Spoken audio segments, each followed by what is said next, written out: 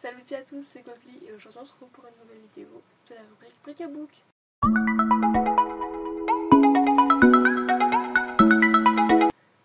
Aujourd'hui on va faire une vidéo Bric à Book, la deuxième de la rubrique, et il était temps.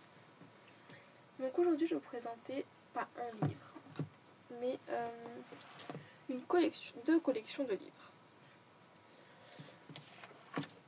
En faisant la vidéo récap de mes lectures, je me suis rendu compte qu'il y avait quand même deux collections de livres que j'aimais énormément. Et je me suis dit que ce serait une bonne idée de les mettre dans la rubrique Bric à Book. Donc, nous sommes là aujourd'hui pour faire ça justement. Du coup, la rubrique, je l'ai tournée il y a genre 1 heure. Enfin, le récap lecture, j'ai tourné il y a 1 heure. Donc du coup, je me suis dit qu'on va tout faire d'un coup. Donc, on va commencer cette rubrique par un auteur français, précisément Aveyronais. J'aime beaucoup son style, j'aime beaucoup tout ce qu'il fait, j'adore ses livres, je les dévore à chaque fois. Cet auteur, c'est Olivier Noirec.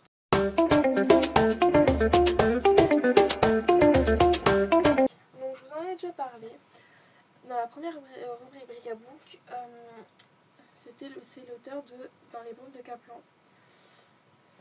Et au final, cette année, j'ai lu sa trilogie du Capitaine Cos, donc du capitaine qui a dans les brumes de Kaplan. Et j'ai lu un autre des livres policiers qu'il a écrit il n'y a pas si longtemps. Enfin, qu'il a écrit il y a longtemps quand même, mais voilà, je l'ai lu il n'y a pas longtemps. Et ça m'a bien confirmé sur le fait que j'adore son style, j'adore comment il écrit, j'adore l'humour des personnages. Enfin voilà, du coup je me suis dit que j'allais vous le présenter un peu plus, vous présenter un peu plus les livres qu'il a écrit, et que ça pouvait entrer dans cette rubrique qui est de vous présenter mes coups de cœur. Et donc mes coups de cœur, c'est ses livres à lui, c'est lui enfin l'auteur, enfin voilà. Ce sera pas que des livres quand même dans la rubrique Bric à Book, mais voilà. Donc je vais vous sortir les livres que j'ai de lui et on va en parler. Donc du coup, j'ai 4 livres d'Olivier Noirec sur les 7 qu'il a écrits en total, je crois. Mais ils vont être achetés. Donc, on avait parlé des brumes de Kaplan dans le premier Bric à Book. Et j'ai lu les 3 autres. Donc cette trilogie-là. Et voilà, c'est génial. Donc du coup, on va en parler. C'est d'abord ce que je lis. Donc, sur cette trilogie-là, on parle toujours de la même équipe, du même capitaine, qui est toujours un peu le premier dont on parle. Enfin, bon, dans les 4, on suit le même capitaine. Il y a Olivier Noirec qui était policier, si je ne dis pas de bêtises, et du coup, il est quand même du milieu. Donc il est vachement aidé pour l'écriture de ses livres, parce que du coup, il va s'aider de gens qui retravaillent dedans, pour l'aider dans certaines choses et tout. C'est d'écrire dans les remerciements à la fin. Et il a une manière d'écrire, une manière de faire en sorte qu'on s'approprie les persos, une manière de mettre un peu de touche d'humour entre eux, qui est juste génial. Ce qui fait que moi je me suis vachement attachée à eux. Je peux m'éclater de rire devant ces livres, juste parce que c'est drôle, juste parce qu'il y en a un qui a dit un truc, voilà, alors que c'est pas spécialement drôle dans le contexte, mais la manière dont c'est amené, c'est franchement pas mal.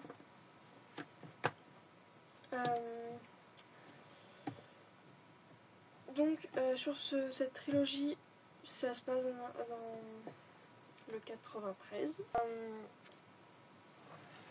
J'ai lu qu'il avait été capitaine de la police judiciaire, je crois que c'est ça. C'est ça, du 93, donc justement. Pour ces 3 livres, c'était là où il bossait, quoi. C'est quand même pour dire. Il y a vachement de suspense, tu sais jamais trop à quoi t'attendre.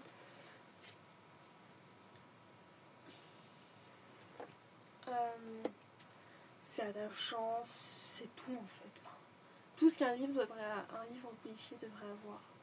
Avec une petite touche d'humour pour quand même dédramatiser ça. Le quotidien lambda.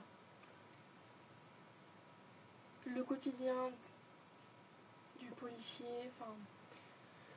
Franchement, aucun regret d'avoir découvert ça. Et là, chacun de ces livres est génial.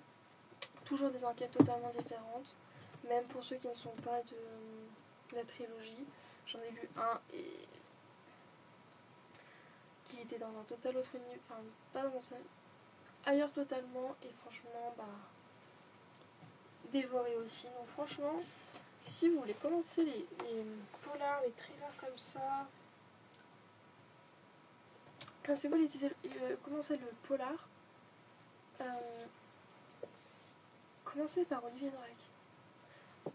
C'est pas parce que, enfin franchement, commencez par lui. Ou si vous en cherchez un nouveau, allez voir là, c'est génial. Je sais pas trop quoi vous dire de plus, à part que,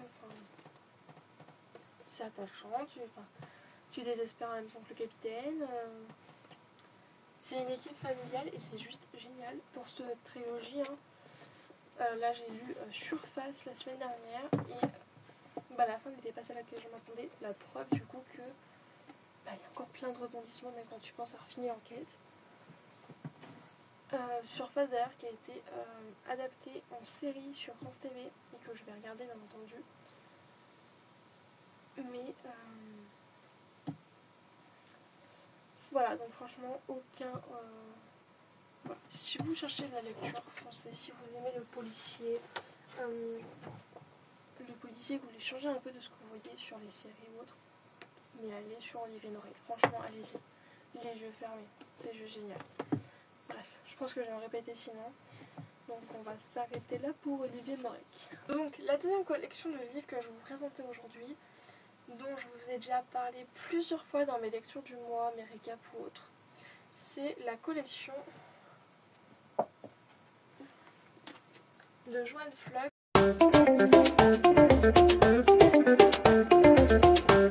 Les enquêtes d'Anna Swenson, meurtre et une pâtisserie derrière. Donc c'est une collection, je crois qu'aux États-Unis il y a plus de 20 livres, je crois, même plus. Et pour l'instant, en France, traduit, il y en a bientôt 14. En automne, il y en a un 14e qui sort. Je suis tombée sur cette collection, bon là c'est le 9e que j'ai dans les mains, l'autre il est en bas. Je suis tombée sur cette collection de livres un jour, quand j'avais mon passe culture, où je devais partir avec ma meilleure amie faire des achats. Et j'étais tombée sur les 3 premiers livres de cette collection. Et je me suis dit, tiens, moi qui aime bien les trucs policiers, enquête et tout, pourquoi pas essayer. Donc j'avais pris les 3, puis le synopsis derrière m'avait bien tenté.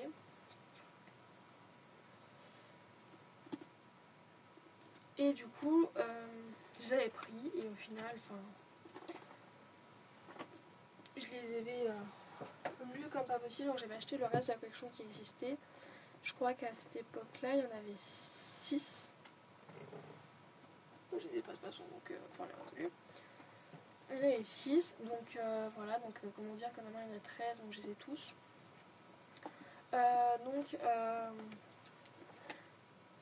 Les enquêtes d'Anna Swenson suivent en fait justement Anna Swenson, je ne sais pas dire son nom de famille. Donc les enquêtes d'Anna, qui est une pâtissière qui tient un cookie jar, un cookie... C'est pas marqué. Bref, elle est pâtissière. Et en fait, il se passe un crime dans sa ville et elle est en lien avec la police, machin. Et en fait, elle est toujours là quand il se passe quelque chose. Donc du coup, elle se retrouve à être celle qui enquête et qui résout l'affaire.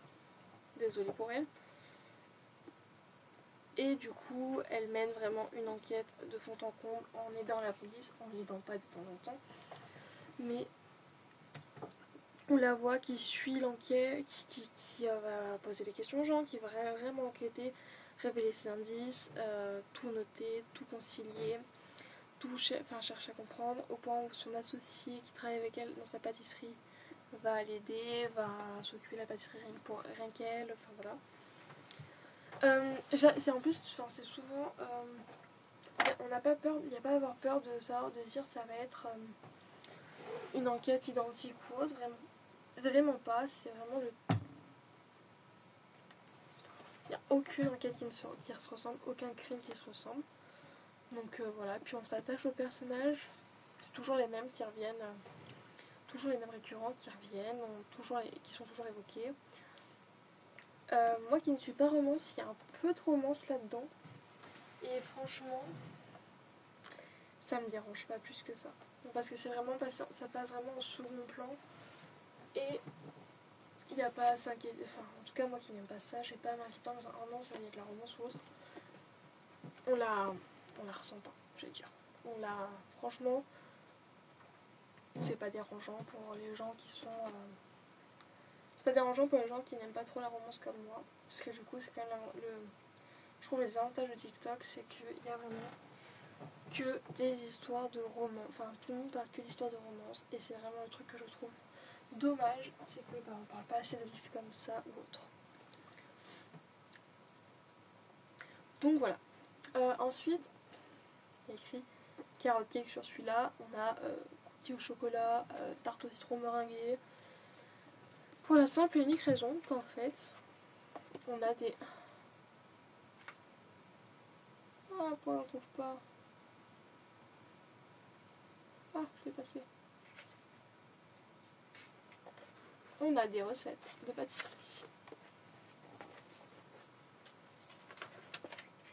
Donc là, par exemple, on a les One Man Sita casseroles.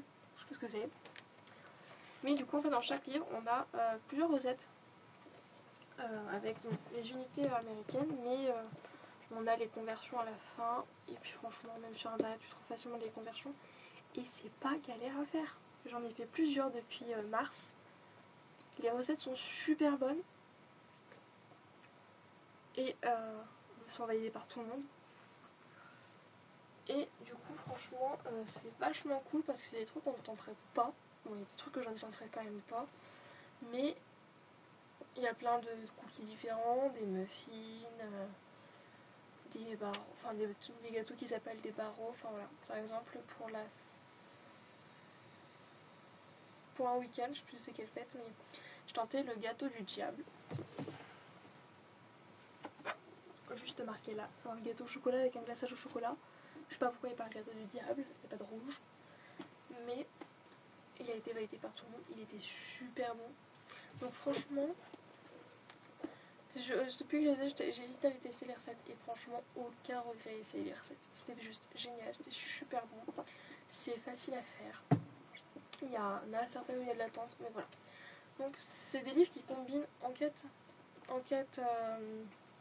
pour résoudre un crime et des recettes, mais les recettes ne sont pas comme ça pour rien.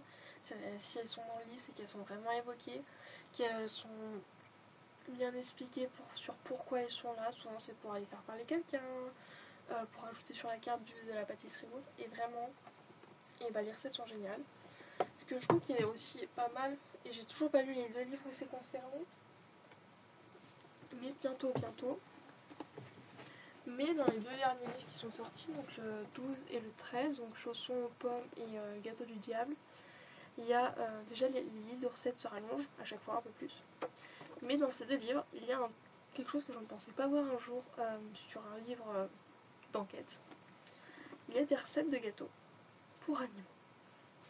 Donc moi qui ai un chien, je vais pouvoir tester une recette de gâteau pour chien. Comme ça, la nouvelle nôtre.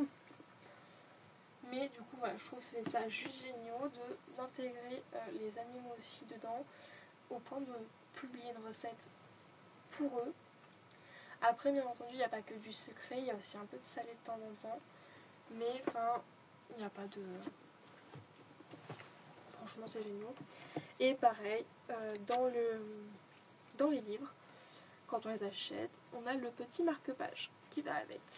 Donc là, c'est celui du gâteau du diable.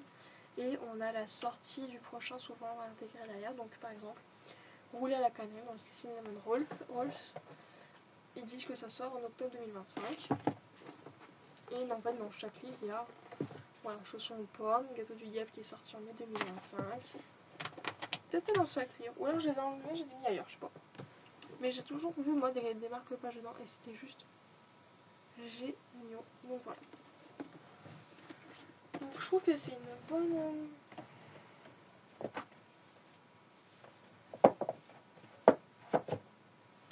Je trouve que c'est une bonne collection. En plus, du coup, même si elle date, il y a quand même début des années 2000, en tout cas publié aux États-Unis, je trouve que ça a mis du temps à venir en France. Mais moi, je trouve que franchement, c'est pas choquant le fait qu'il y ait plus de 25 ans d'écart entre les livres. Juste des fois, t'oublies un peu à quelle période t'es. S'ils parlent du début des téléphones portables, de l'ordinateur, avec certains trucs, voilà. Des fois, t'es tellement à fond des fois que t'oublies à quelle période tu es chronologiquement. Mais moi, franchement, je trouve que cette série de livres est géniale. Je suis contente qu'elle ne se termine pas bientôt. Parce que je pense que j'ai pris le jour où ça se termine. Mais voilà, donc c'est une série qui est géniale, qui est encore en cours. Ils sortent 1 ou 2 livres traduits par an. Franchement, c'est pas négociable, ça, c'est 1 ou 2 livres par an et c'est juste trop bien. Donc voilà, franchement, si vous aimez le Cozy Mystery, allez-y. C'est pas compliqué à lire, il n'y a pas des mots trop compliqués ni rien. C'est un peu gros, mais en même temps, il faut se dire qu'en même temps, on a des recettes. Là, sur celui-là, il y a beaucoup trop de recettes. Mais enfin voilà, franchement, n'hésitez pas, si vous voulez découvrir quelque chose, prenez un des... voilà, et puis ça suffit, essayez-en un. Puis les histoires se suivent, il y a souvent des petits parallèles à des autres histoires qui ont été dites dans d'autres tomes, donc ces livres-là sont géniaux. Voilà. Donc je pense que j'ai fait le tour sur mes 2 auteurs favoris du moment. Donc voilà, donc moi je vous dis à une prochaine vidéo.